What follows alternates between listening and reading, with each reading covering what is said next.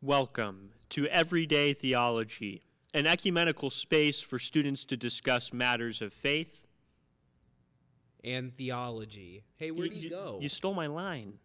Where'd he go? Who? The other one. There's no chair right there. Something's missing. There's usually somebody here, and I'm usually up there. I'm your host, Connor Grubbs. Oh, I'm your co-host, Ryan Mock. And I'm Mac.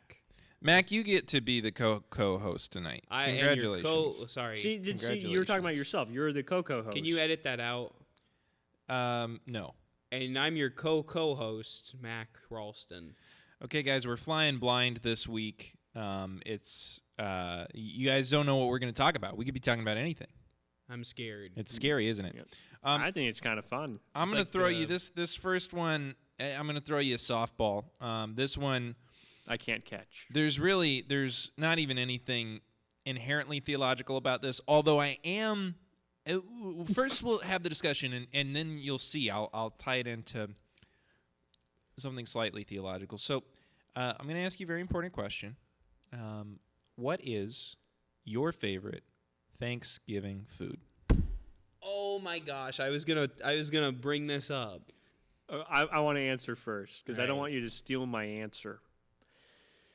This is a tough one because I have a lot of favorite Thanksgiving food. We should do a ranking. We should do a tier list. Tier list of favorite Thanksgiving foods. Mm-hmm. I would say S tier, mashed potatoes with brown gravy. You stole mine.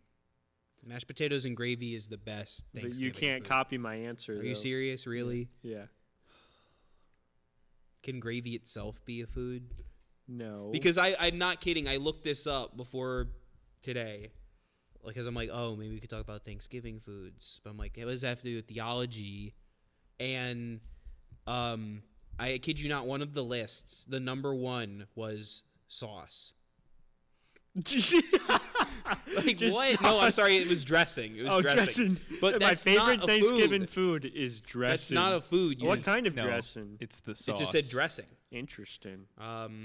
Here's the thing, though. Mashed potatoes is a year-round food. So if the answer had to be purely Thanksgiving, like a food I would only eat on Thanksgiving, I'd have to give it to stuffing. Yeah. Well, okay, yeah. So I mean, some people call stuffing dressing. So that might be. Oh, that might be. I've never heard that before. Yeah, honestly, I just want to be completely honest. I love stuffing. I don't know what it is. I think it's like bread and like celery. I feel like there's more in there. I don't know what, but it's good. And I only eat at Thanksgiving. I've never had it any other time of the year. Stuffing. Well, everything else from Thanksgiving you can eat. Exactly, like any turkey. Well, I'll say what I like. I only ever have at Thanksgiving, and I really love is the green bean casserole. Like a good green bean casserole with like the crunchy little like onion pieces, and it's good. Yeah, no, thank you. Really? Yeah, I'll pass. I'm not a casserole. Yeah, I don't really care for casseroles. Wow. I do want to try sweet potato casserole. Yes, you have like to. That's my second favorite. On it. That's my second favorite by far. See, I'm not a big fan of sweet potato. See, I like sweet potato. I've opened up to the sweet potato community. And so I'm in its good graces. When I pull up to the Thanksgiving meal, I'm piling my plate with turkey, mashed potatoes with brown gravy, stuffing, and mac and cheese, and a roll. Yeah. Oh, the roll. I'll take that as mine. And if there is potato salad, I'll take potato salad. But I'm not sure if that's a traditional turkey a Thanksgiving dish. Carrots. Yeah, I guess I could do carrots. Today the carrots were really good. I didn't have the carrots today, but yeah, I'm a simple man. I just go with the classic picks. Yeah. Well, I mean, if you ever see my plate on Thanksgiving, sometimes it's literally just turkey mashed and gravy with a roll. I'm content with that. Yeah, I mean, I would be happy with just that. I'm content. So here's where I'm going to tie this into theology. Is just observe for a second. I don't think we're going to have a whole lot of argument here. Can Christians eat mashed potatoes? Right. I mean, that's the question, isn't it? No, my question is, like, why is it that gluttony is the one sin that American Christians just don't seem to care about? We just all partake in it together, openly, sometimes within the four walls of our church, and we have no shame. Sin. We have no shame. Ouch! Why are you attacking us right now? Well, okay. I've thought about this because I was gonna suggest we could still do this video, but I wanted to do top 10 sins.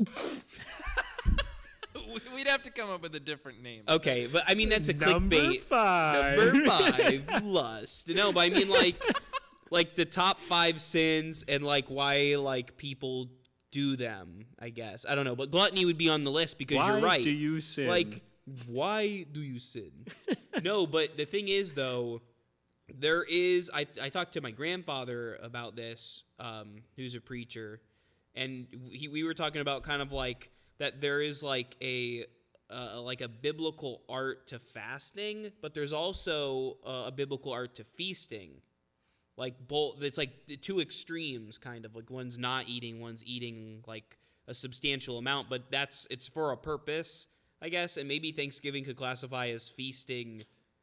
Yeah, in celebration. Your grandfather brings up a very good point. Like, the Bible has plenty of feasting. Right. There's nothing wrong with feasting. So at what point does it become right. gluttony? Maybe if it's excessive or if you're relying on it. I think that's the key is, like, you've heard it before, everything in moderation. Yeah. Somebody who's succumbed to gluttony, feasting is an everyday thing. Right. And it's something that they become dependent on. I think of like comfort eating, which we're so easily prone to do. Like, I wasn't really much of like a comfort food eater until I started teaching. And like I'd be done with school one day, and I had such an awful day. And the first thing that goes through my mind is, I could really go for some Chick-fil-A right now. I really think a chicken sandwich would make me feel better. I think that's when you start getting into the gluttony territory. Because now you're becoming dependent on food. Like it's a drug. Yeah. So yeah, I think feasting excessively. Yeah. Yeah. But that's maybe why that's the highlight of like holidays, is that it's like one opportunity to eat a lot, but it's like in a controlled environment. Whereas you're not doing it every day. Because if you're doing Thanksgiving every day, then Thanksgiving's just another day. Yeah. Like that's supposed to be the special thing, or Christmas, or whatever. Arbor Day. Boxing Day. I really... Now until Boxing Day. Yeah, so, and I mean, it's going to be different for everybody. I think somebody I think gluttony will look different for other people. And I think that it doesn't have to be just food, because I don't know, I think gluttony, you could be glutton for That's other true. things. And my grandfather posed this, which I'd be curious to hear your thoughts on this, is that he said that gluttony isn't just that you eat too much, but if it's Mac, that you're... stop tapping on the table. We can all hear it very loudly on like video that. here. Sorry. That gluttony could be eating too much, but it could also be if you're too choosy and picky in what you're eating. In that you're not accepting what God has provided for you. You know, people who are on like very extreme diets and like they can't eat anything, like that is a gluttony in the sense of you're putting a lot of emphasis on the food. Well, gluttony that's an interesting take, but I mean, gluttony by definition is about excess. So I don't know that. I so mean, maybe that's something else, but that could be could be what you struggle with, right? Like Right. I do see how that could be a problem. I just think that's probably a different category. But yeah, I don't that'd know be what that's called. ungratefulness. That'd be ungluttony. Well, not ungluttony, but Gluttony. I think that yeah, I mean, when we get to heaven, it talks about the wedding feast of the Lamb. Like feasting is a part of celebrating. Jesus ate with his disciples multiple times. We see there was a lot of Jewish holidays where, yeah, like you said. So that's all there. But yeah, we don't want to become dependent on it. And I definitely think like we don't. In Western Christianity, like we're pretty bad about fasting. Like we don't do that. Yeah. And when was the last time you heard a sermon where gluttony was was even mentioned and That's true. fasting was encouraged. Never. Like, it's been a while. Gotcha, America. All right. Well, that was encouraging. Let's keep going.